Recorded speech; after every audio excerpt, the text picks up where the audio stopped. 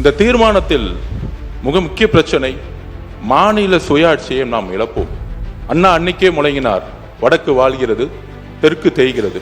இன்றைக்கு வரைக்கும் அந்த பிரச்சனை இருந்து கொண்டுதான் இருக்கிறது. 50% இன்க்ரீஸ் ஆகும் பொழுது நமக்கு பலன் தானே அப்படின்னு கிடையாது. 5-6 வட மாநிலங்கள் சேர்ந்தால் ஒரு பிரதம மந்திரியை உருவாக்க முடியும் என்கின்ற நிலை இன்றைய வரையும் இருந்துட்டு. ராஜஸ்தான், மத்திய பிரதேஷ், உத்தரப்பிரதேசம், பீகார், மகாராஷ்டிரா இந்த மாநிலங்களை இணைத்தாலே இந்த 50% அதிகமாகும் பொழுது தேர்தல் அரசியலில் சுலபமாக மீண்டும் வட இந்தியாவின் ஆதிக்கம் உருவாக்கப்படும்.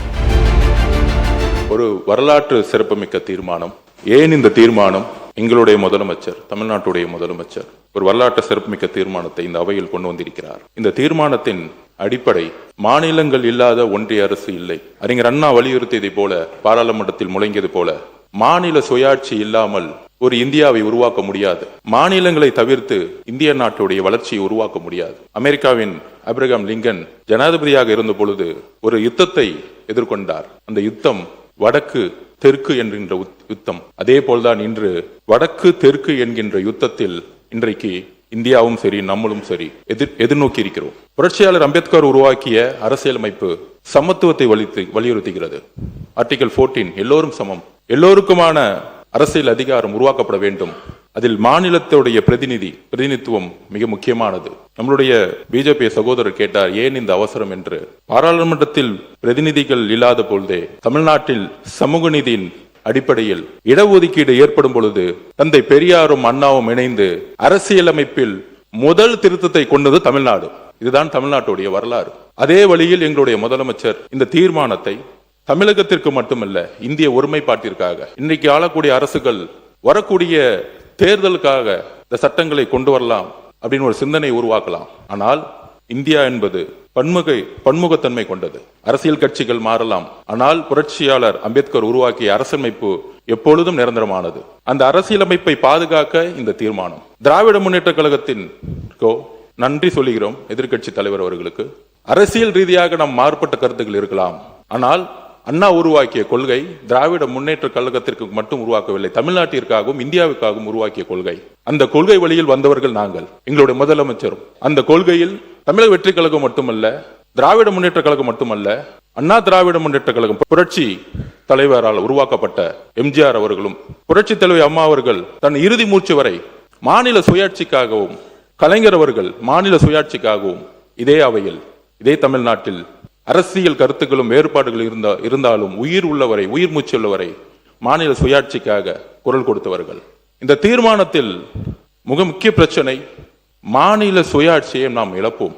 அண்ணா அன்னைக்கே முழங்கினார், வடக்கு வாழ்கிறது, தெற்கு தேய்கிறது. இன்றைக்கு வரைக்கும் அந்த பிரச்சனை இருந்து கொண்டுதான் இருக்கிறது.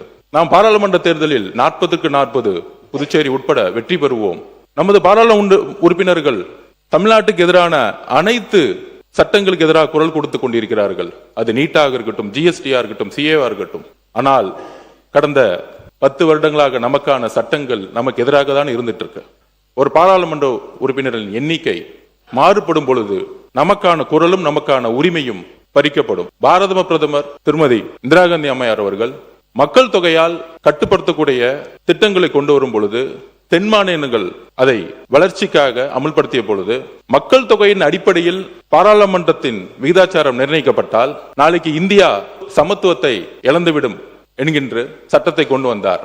அதன் வழியில் திரு வாஜ்பாய் அவர்கள் 2001 மக்கள் தொகை கணக்கெடுப்பின்படி அப்பொழுதும் சட்டத்தை நிறைவேற்றி 25 வருடங்களுக்கு 543 என்கின்ற பாராளுமன்ற உறுப்பினர்களுடைய விகிதாச்சாரத்தையும், தமிழ்நாட்டில் 39 என்கின்ற விகிதாச்சாரத்தையும் உறுதிப்படுத்தினார்கள். ஆனால் இன்றைக்கு அரசியல் கருத்துக்கள் நமக்குள் இருந்தாலும், எனக்கு முன்பு பேசிய சட்டமன்ற உறுப்பினர்களுடைய உரையிலிருந்து என்னுடைய விளக்கத்தை நான் தொடர்கிறேன். எனக்கு முன்பு பேசிய சட்டமன்ற உறுப்பினர்கள் வரலாற்றை முன்னாடியே சொல்லிட்டாங்க. அதில் முதலில் பிஜேபியோடைய எம்எல்ஏ அவர்கள் சகோதரர், ஏன் இந்த அவசரம்? உள்ளாட்சி நிர்வாகத்தில் சட்டமன்றத்தில் நிர்வாக ரீதியாக மாற்றப்படும் பொழுது ஏன் பாராளுமன்றத்தில் மாற்றப்பட வேண்டும் என்று கேட்டார். அமெரிக்கா இந்த உலகத்தில் ஜனநாயகத்தில் 2 ஜனநாயகம் மிகப்பெரியது என்று வரலாற்று ஆசிரியர்கள் சொல்வார்கள். ஒன்று அமெரிக்க ஜனநாயகம், மற்றொன்று இந்திய ஜனநாயகம். திரு ஆபிரகாம் லிங்கன் ஆகட்டும், அவருடைய பார்வையிலும் சரி, அமெரிக்காவுடைய வளர்ச்சி, இந்த உலகத்தில் பொருளாதாரத்தில் நம்பர் 1 கண்ட்ரி அமெரிக்கா. அங்கு மக்கள் தொகையின் அடிப்படையில் பாராளுமன்ற உறுப்பினர்களுடைய விகிதாச்சாரத்தை 20 கோடியிலிருந்து 50 கோடி 60 கோடி ஆனாலும் இன்னைக்கு வரைக்கும் அதே பாராளுமன்ற உறுப்பினர்கள் தான் இருக்கிறாங்க.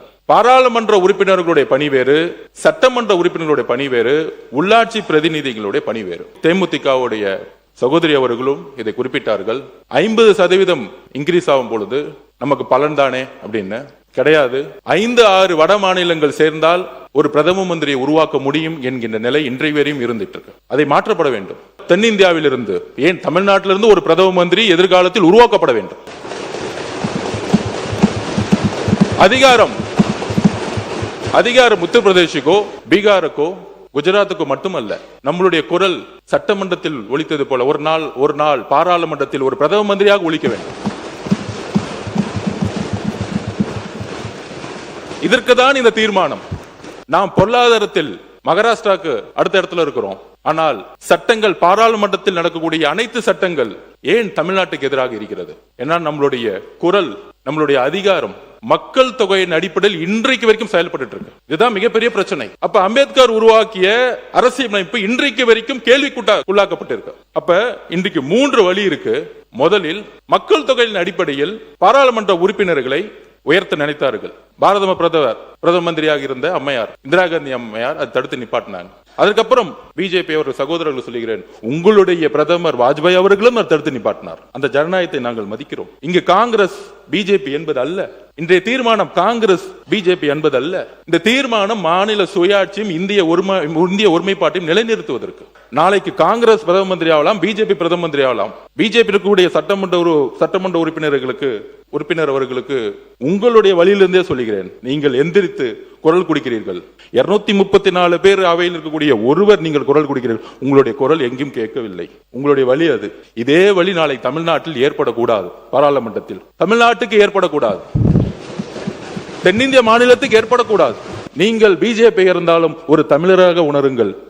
இந்த தீர்மானம் எதற்கு என்று அரசியலுக்கு அப்பாற்பட்டு சிந்திக்க வேண்டும். அண்ணா அவர்களும் பெரியார் அவர்களும் புரட்சியாளர் அம்பேத்கரும் அரசியல் கட்சிக்கு அப்பாற்பட்டு இந்தியா என்கின்ற ஒரு நாட்டிற்கும் தமிழ்நாட்டிற்காகவும் சிந்தித்தார்கள். தேர்தல் காலங்களில் வெற்றி பெறுவதற்காக நாம் பல்வேறு அரசியல் களத்தில் நாம் சண்டையிடலாம். ஆனால் இந்த தீர்மானம் நீட்டை விட முக்கியமான ஒரு தீர்மானம். ஏனால் அந்த நீட்டை கொண்டு வரப்படுவதே பாராளுமன்றத்தில் அதிகப்படியான பெரும்பான்மை இருப்பதனால். யோசிச்சு பாருங்கள், நமக்கு 100 MP இருந்தா நீட் கொண்டு வரப்பட முடியுமா? ஜிஎஸ்டி கொண்டு வர முடியுமா? கொண்டு வர முடியாது. அப்ப தேமுதிகவுடைய சகோதரி சட்டமன்ற உறுப்பினர் ஆகட்டும், பிஜேபி இருக்கக்கூடிய சகோதரர் ஆகட்டும், பிஎம்கேயோட சகோதரர் ஆகட்டும், பாராளுமன்ற உறுப்பினர்களுடைய பணி சட்டத்தை ஏற்றுவது. பாராளுமன்ற உறுப்பினர்களுடைய பணி உள்ளாட்சித்துறையுடைய பிரதிநிதிக்கான பணி கிடையாது. சட்டமன்ற உறுப்பினருக்கான பணி கிடையாது. 20 லட்சம் 30 லட்சம் 50 லட்சம் ஆனாலும் அமெரிக்காவில் பாராளுமன்ற உறுப்பினர்கள் எண்ணிக்கையை மாற்றுவதில்லை. இந்தியாவில் உலகத்திலேயே அதிகமான பொருளாதார வலிமையை உருவாக்கியது அமெரிக்கா. ஜனநாயகத்தை உருவாக்கிய அமெரிக்கா. ஜுடிஷியல் சிஸ்டம், டிரான்ஸ்பரன்சி உருவாக்கியது அமெரிக்கா.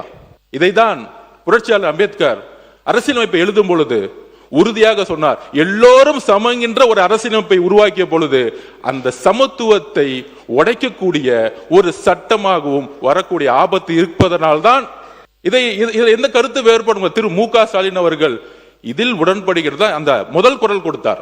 அதில் எந்த வேறுபாடும் கிடையாது. அதில் நாங்கள் ஆதரிக்கிறோம். ஆனால் 2026 ஏப்ரல் அவங்க சொன்ன ப்ரொபோர்ஷனேட் ஃபர்ஸ்ட் பாப்புலேஷன் அடிப்படையில் நம்ம எதிர்த்தோம். அதுக்கப்புறம் நம்மளுடைய தமிழ்நாடு 7.18 அப்படிங்கிற ப்ரொபோர்ஷனேட் விகிதாச்சாரம் குறையக்கூடாது, விகிதாச்சாரம் உயர்ந்தால் வரவேற்கலாமா அப்படிங்கிற ஒரு குரல் வந்தது. அதையும் திராவிட முன்னேற்ற கழகத்துடைய முன்னாள் முதலமைச்சர் அவர்கள் திரு மு க ஸ்டாலின் அவர்கள் கடுமையாக எதிர்த்தார். திமுக எதிர்த்தது. எங்களுடைய தலைவரும் 2025 ஆண்டிலிருந்து இதுவரை 3 அறிக்கை கொடுத்திருக்கிறார். நாங்களும் எதிர்க்கிறோம். ஏன்னா இது அண்ணாவுடைய கொள்கை. அப்படி இருக்கும் பொழுது இப்பொழுது ஏன் இந்த பிரச்சனை அப்படின்னா, புதிதாக ஒரு பிரச்சனை 50% மாநிலங்களுக்கு கொடுக்கலாம் அப்படிங்கிற ஒரு கருத்து வருது. அந்த 50% இந்தியாவில் உள்ள எல்லா மாநிலங்களுக்கும் கொடுக்கப்பட்டால் பாராளுமன்ற உறுப்பினருடைய பிரதிநிதித்துவம் அதிகமாவதே, தமிழ்நாட்டுக்கு அதிகமாவதே அப்படிங்கிற ஒரு குரல். பொதுவாக இந்த குரல் நியாயமற்றது. ராஜஸ்தான், மத்திய பிரதேஷ், உத்தரப்பிரதேசம், பீகார், மகாராஷ்டிரா இந்த மாநிலங்களை இணைத்தாலே இந்த 50% அதிகமாகும் பொழுது தேர்தல் அரசியலில் சுலபமாக மீண்டும் வட இந்தியாவின் ஆதிக்கம் உருவாகும். 50% உயர்த்தினாலும் உருவாகும். அதனால் இன்றைக்கு ஃபேர் டீலிமிட்டேஷன் ஃப்ரீஸ் டீலிமிட்டேஷன் முக்கியம். ஃப்ரீஸ் டீலிமிட்டேஷன் பாரத பிரதமர் இந்திரா காந்தி அம்மையார் அவர்கள் உத்தரவாதம் கொடுத்து சட்டத்தை இயற்றியது போல பிஜேபியோடைய பாரத பிரதமர் வாஜ்பாய் அவர்கள் சட்டத்தை இயற்றி மாநில சுயாட்சிக்கும் இந்திய ஒருமைப்பாட்டிற்கும் பாதுகாப்பு கொடுத்தது போல எங்களுடைய முதல்வர் ஏற்படுத்திய தீர்மானம் இந்திய ஒருமைப்பாட்டையும் தென் மாநிலத்துடைய பாதுகாப்பிற்கும் இதே 543 தொடர வேண்டும். இதுதான் எந்த வழி வந்தாலும் அது மக்கள் தொகையின் அடிப்படையிலேயோ இல்ல விகிதாச்சார மாற்றத்தின் அடிப்படையிலேயோ எல்லோருக்கும் சமமான விகிதாச்சாரம் என்று கொடுக்குவோம் என்ற உத்தரவாதம் இருந்தாலோ இல்லை 50% அதிகமான எண்ணிக்கை கொடுத்தாலோ அது நமக்கு தேவையில்லை. தமிழ்நாட்டிலிருந்து மக்கள் கிட்ட இது வரைக்கும் எந்த விதமான குரல் உருவாகவில்லை. அதிகமான பாராளுமன்ற உறுப்பினர்கள் வேணும். இது வரைக்கும் மக்கள் எந்த இடத்திலும் போராட்டமோ இல்ல தேவை ஏற்பட்டது கிடையாது. நிர்வாக வசதி தேவையற்றது. ஒரு பாராளுமன்ற உறுப்பினர் சட்டத்தை இயற்றக்கூடியவர், அவ்வளவுதான். சட்டத்தை இயற்றக்கூடிய இடத்துல அவருடைய பதிவை செய்யக்கூடிய இடத்துல இருக்கிறார் பாராளுமன்றத்தில். அதனால நிர்வாக வசதிக்காக நமக்கான பிரதிநிதித்துவம் கிடைக்கும் அப்படின்னு சொல்லக்கூடிய ஒரு தவறான வட இந்திய ஆதிக்கத்தில் நாம் வீழ்ந்து விடக்கூடாது என்பதற்காகவே இந்த தீர்மானம். இந்தி பேசும் மாநிலங்கள் வடகிழக்கு மாநிலம் எடுத்துக்கொள்ளுங்கள். வடகிழக்குல 7-8 மாநிலங்கள் இருக்கு. ஏன் அவர்கள் குரல் பாராளுமன்றத்தில் ஒலிக்கவில்லை? பிரதிநிதித்துவம் இல்லை. நாளைக்கு வடகிழக்கு மாநிலங்கள் போல தென் மாநிலங்களும் ஆயிடக்கூடாது. அதுக்குதான் இந்த தீர்மானம் முதலமைச்சர் கொண்டு வந்திருக்கிறார். அடுத்த 100 வருஷத்துக்கான அரசியல் மாற்றப்படும். அடுத்த 50 வருஷத்துக்கான அரசியல் மாற்றப்படும். நாம் சமூக நீதி அடிப்படையில் கல்வியை உருவாக்கினோம், உயர்கல்வியை உருவாக்கினோம். அதிகமான மெடிக்கல் காலேஜஸ் இருக்கு. நமக்குள்ள போட்டிகள் இருக்கலாம், அரசியல் சண்டைகள் இருக்கலாம். வளர்ந்த மாநிலமாக இருக்கிறோம். ஆனால் அந்த வளர்ச்சி அரசியல் ரீதியாக வெற்றி பெற வேண்டும். இன்றைக்கு நம்மளுடைய அண்ணன் தங்கம் தென்னரசனுக்கு தெரியும், ஏன் எங்களுடைய நிதியமைச்சர் இருந்தவர்கள் தெரியும், நம்ம 1 ரூபாய் கொடுத்தா நமக்கு 40 ரூபாய் திருப்பி கொடுக்கிறாங்க. ஏன்? நமக்கான அதிகாரம் கிடையாது. ஓகே, 29 பைசா. அப்ப ஏன்? இதுதான் நமக்கான அதிகாரம் இல்லை. நாம் உழைக்கிறோம், அதிகாரத்தை உருவாக்க முடியல. அதுக்காக இந்த எதிர்காலத்தில் 50% என்று சொன்னால் கூட நம்மளுடைய எப்படி 2026 ஏப்ரலில் இந்த சட்டம் வரும்பொழுது 39 பாராளுமன்ற உறுப்பினர்களும் இணைந்து நின்று எதிர்த்தார்களோ, இன்றைக்கு ஒரு வேறுபாடு இருக்கலாம். 2026 அப்புறம் திராவிட முன்னேற்ற கழகத்திற்கும் காங்கிரசுக்கும் அரசியல் ரீதியாக வேறுபாடு இருக்கலாம். உங்களோடு காங்கிரஸ் இருந்தார்கள், எங்களோடு இன்றைக்கு மக்களுடைய முடிவிற்காக எங்களோடு இணைந்தார்கள். தவறு, நான் அரசியல் ரீதியா பேசல.